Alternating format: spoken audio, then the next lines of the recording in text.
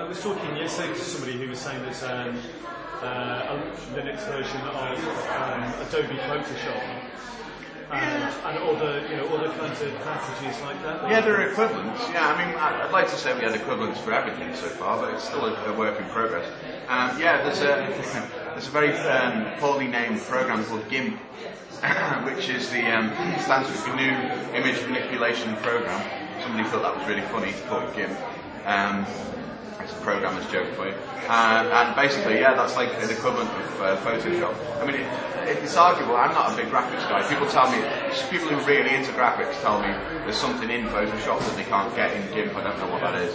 But for 99% of people, it does more than you can do. Because, I mean, I don't know about you, but things like Photoshop, I don't do anything beyond basic little touching things up. I don't go mad, and I'm not a graphic artist, so GIMP does all that brilliantly. And there's a version of GIMP called GIMP Shop, which is changed to make the menus and the interface the same as Photoshop. So people who know Photoshop don't have to relearn how to do everything. They can get GIMP Shop and use that instead. So there's other programs. Are there any other programs like that? Well, yeah, I mean, obvious ones. There's a lot of cross-platform programs now, like Firefox. People will know Google Chrome browser. They actually have the same version on every different operating system, which is fantastic. Firefox is a big one. That brought a lot of people towards open source software, because certainly for me as well, having a really good browser, like standard browser, that made it possible for me to use Linux full time. Before that, it was a bit tricky. Yeah, that really helped a lot. And a lot of people on Windows pick up things like OpenOffice. OpenOffice is a big one, actually, and that's an equivalent of Microsoft Office products. So it's got spreadsheets, Word equivalent, databases, and presentation stuff. And that's free as well. It's free as in beer and free as in price as well, as in freedom.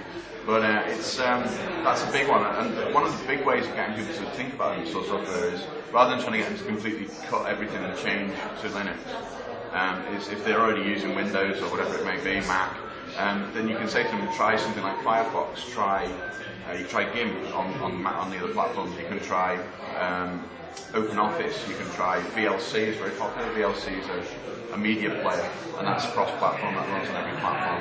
And it's become like a standard. I mean, VLC is a great example. It's an open source program, and it's become like the standard media player. Everyone knows VLC just plays anything on any platform, and it's become the standard just because people have built it up over time, and because through the open source process of people contributing and improving and everything, it's risen above its proprietary competitors to be the standard, which is great.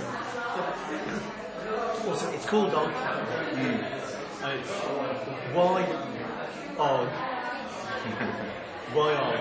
Why Ogg? Okay. Well, yeah, Ogg is it's a bit of a long story. A lot of people think it's Oggcamp. I get that a lot. People go, "Is that Oggcamp?" No, it's Oggcamp. To be honest, the name was something that we didn't spend a lot of time thinking about. We kind of had a discussion for about 15 minutes. People threw ideas in. We argued for a while, and the only one we all agreed on was, okay, Oggcamp's all right. So that was it, and it got taken. But really, the Ogg part is there's an audio format called Ogg Vorbis, which is an equivalent of MP3 or something like that. So you encode your music into it, and the Ogg format is open source. And being audio podcasters, we release our shows in MP3 and Ogg. So to us, putting Ogg on the name, give it the open source side and the audio thing in one.